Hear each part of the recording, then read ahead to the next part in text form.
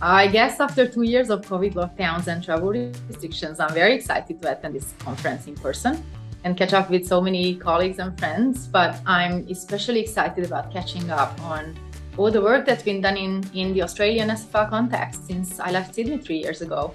And I'm just really looking forward to 3 days of learning and discussions about the theme of resilience that's so timely and relevant to the so many challenges we are facing today. Well, what I'm really looking forward to is the work of younger researchers, particularly in the fields of language pedagogy and language description, but also the work on affiliation that's there's been some great advances in.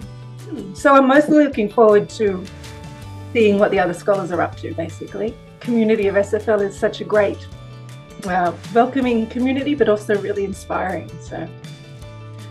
Well, actually, I look forward to see people in flesh and having that heated discussion, constructive feedback, and provocative questions that always spark new areas for future research. I am so looking forward to being in the same place as my colleagues. You know, ASFLA is probably the conference highlight of the year for me, and I have been going to ASFLA conferences for a very long time, like at least 20 years.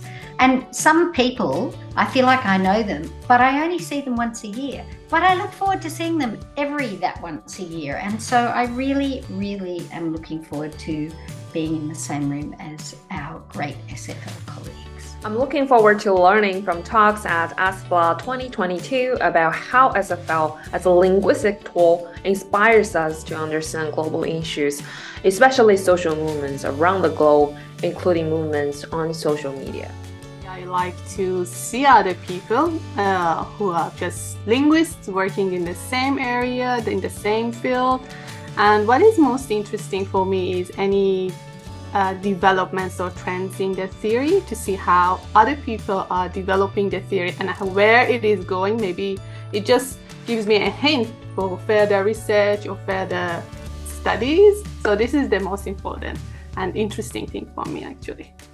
So I think that the possibility to be with colleagues and to be there and to listen to different plenaries, different speakers, is one of the most important things. I'm sure my answer is similar to others, which is the face-to-face interaction, potentially COVID willing, and also really looking forward to hearing about current social semiotic research and what other people in our community are doing. It's a really great community to be part of, and ASFLA is always a fantastic conference to attend.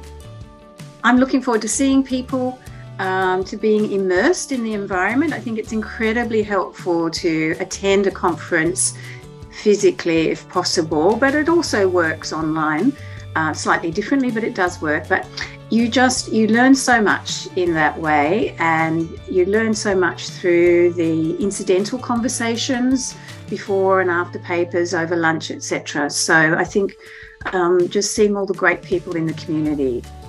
I'm currently teaching a PhD course, and I looked at the program. I saw that quite a few of the students in my course were presenting, and what I'm most looking forward to is to hear my students presenting.